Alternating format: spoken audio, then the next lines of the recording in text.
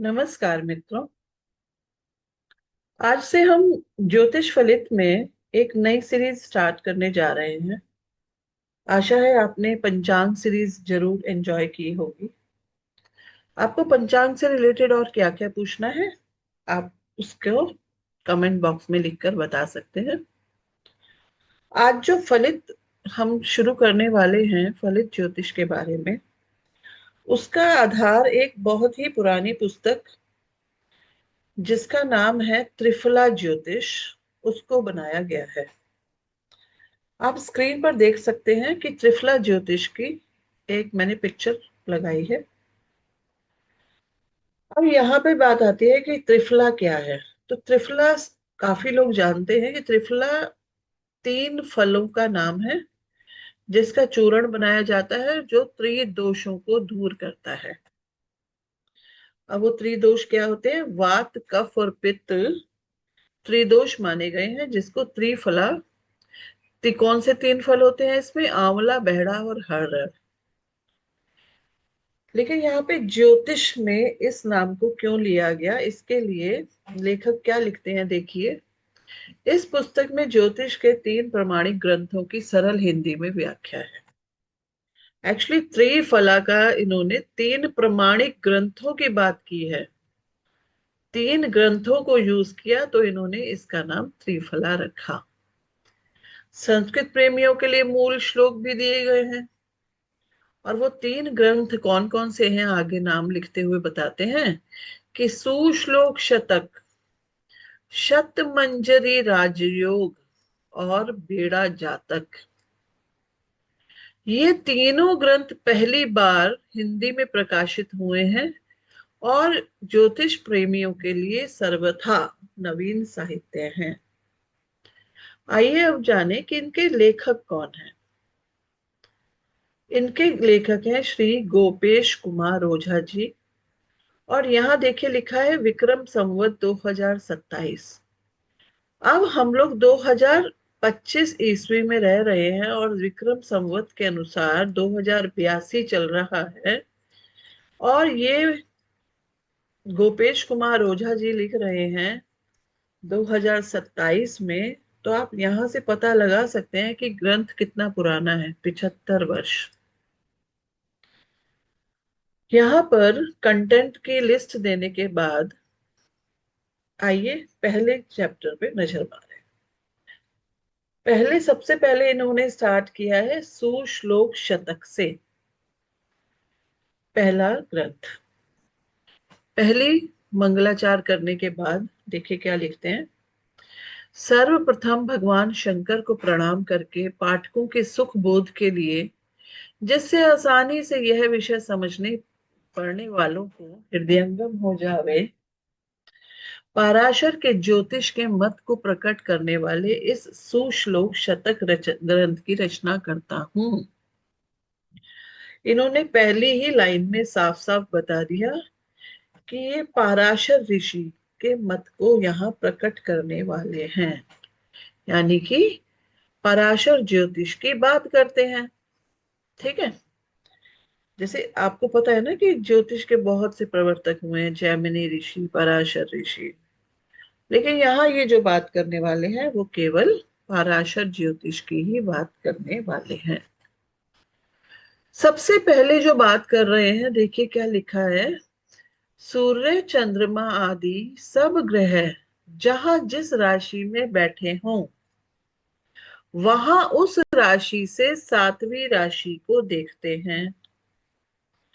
तो पहली बार पहले ही समझ आ गया कि ये सबसे पहले ग्रहों की दृष्टि के बारे में बात कर रहे हैं। और क्या लिखते हैं कि सूर्य, चंद्र आदि सभी ग्रह जहां जिस राशि में बैठते हो, वहां से सातवीं राशि को देखते हैं। अब विशेष यह है कि इस सप्तम दृष्टि के अतिरिक्त शनि, बृहस्पति और मंगल को विशेष दृष्टियां प्राप्त हैं। देखिए लिखा है शनि की तृतीय और दशम दृष्टि भी होती है, बृहस्पति की सप्तम के अतिरिक्त नवम और पंचम पर भी पूर्ण दृष्टि होती है, तथा मंगल की सप्तम के अतिरिक्त चतुर्थ तथा अष्टम पर भी पूर्ण दृष्टि होती है।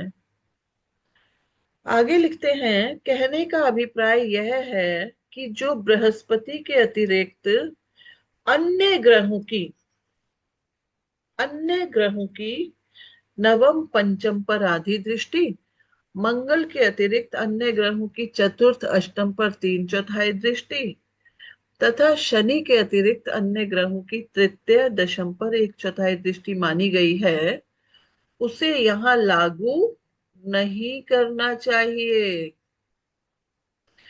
केवल पूर्ण दृष्टि को ही दृष्टि मानना चाहिए। तो जब ये पैराग्राफ पढ़ा मैंने, तो हमने तो एक्चुअली पूर्ण दृष्टि के बारे में ही पढ़ा था, लेकिन जब यहाँ पढ़ा कि अन्य ग्रहों को भी नवम पंचम दृष्टि होती है, अन्य मंगल के अतिरिक्त अन्य ग्रहों की भी चतुर्थ और अष्टम दृष्टि होती है, शनि के अतिरिक्त अन्य ग्रहों की भी तीसरी और दसवीं दृष्टि होती है, तो मैंने सोचा इसके बारे में और पता करना चाहिए। फिर मेरे हाथ लगी एक किताब जिसका नाम है ज्योतिष रत्नाकर, श्री देवकी नंदन सिंह जी द्वारा लिखी गई ये किताब है। ये कितनी पुरानी किताब है इसका पता इसके प्रिंटिंग से पता चल जाता है। इसका 9th एडिशन दिल्ली में हुआ था प्रिंट 2016 में, और सबसे पहला प्रथम संस्करण लिखा है, देखिए 1934। मेरा पेन यहाँ ठीक से नहीं चल रहा है, कोई बात नहीं। 1934। तो 2025 अब चल रहा है, और 1934 यानी कि 91 साल पहले इसका पहला प्रिंटिंग हुई थी। तो ये तो त्रिफला ज्योतिष से भी पुरानी किताब हो गई। इस किताब के पेज नंबर 36 पर, हिंदी में लिखा है 36 पर, मैंने पढ़ा ग्रह दृष्टि के बारे में। जब इस चैप्टर को पढ़ते हैं तो यहाँ देखिए लिखा है कि अमुक ग्रह की अमुक राशि पर पूर्ण दृष्टि, त्रिपाद दृष्टि, द्विपाद दृष्टि और एक पाद दृष्टि होती है। यदि उन राशियों में ग्रह भी हो तो उन पर भी दृष्टि होती है। तो यहां आप देखेंगे, जब इस चैप्टर को पढ़ेंगे ज्योतिष रत्नाकर से, तो यहाँ पर बताया गया है कि ग्रहों की दृष्टि के बारे में। तो आइए हम पेज नंबर 37 पर इसकी रीडिंग कर लेते हैं, क्या कहना चाहते हैं। अब पुनः प्रश्न यह उठता है कि क्या इन ग्रहों की इसके सिवा अन्य राशियों पर भी दृष्टि है या नहीं। इसका निर्णय इस प्रकार किया गया है कि मंगल को छोड़कर शेष 6 ग्रहों को चतुर्थ और अष्टम राशियों पर त्रिपाद दृष्टि है। मंगल की चतुर्थ और अष्टम पर पूर्ण दृष्टि है, जैसा ऊपर लिखा जा चुका है, इसलिए मंगल को त्रिपाद दृष्टि नहीं है। फिर भी लिखा गया है कि बृहस्पति के अतिरिक्त अन्य 6 ग्रहों को नवम और पंचम राशि में द्विपाद अर्थात 8 आना की दृष्टि, स्मरण रहे बृहस्पति को नौवीं और पंचम पर पूर्ण दृष्टि है।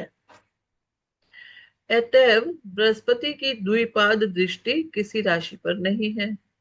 अंत में कहा गया है कि शनि के अतिरिक्त अन्य सभी ग्रहों की तीसरी और दशम राशि पर एक पाद दृष्टि। तो यहाँ पर इस बुक में ये बताना चाहते हैं कि दरअसल सभी ग्रहों के पास पूर्ण दृष्टि तो होती ही होती है, उसके अलावा त्रिपाद दृष्टि, द्विपाद दृष्टि और एक पाद दृष्टि भी होती है।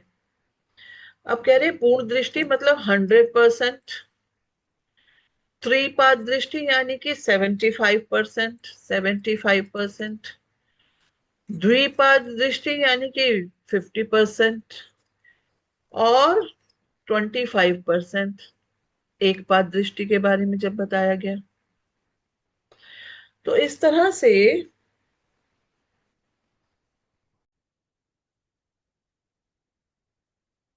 और इस पुस्तक में जो द्विपाद, एक पाद और त्रिपाद दृष्टियों के बारे में बताया गया है, इसके बारे में हमें जब हम षडबल करते हैं,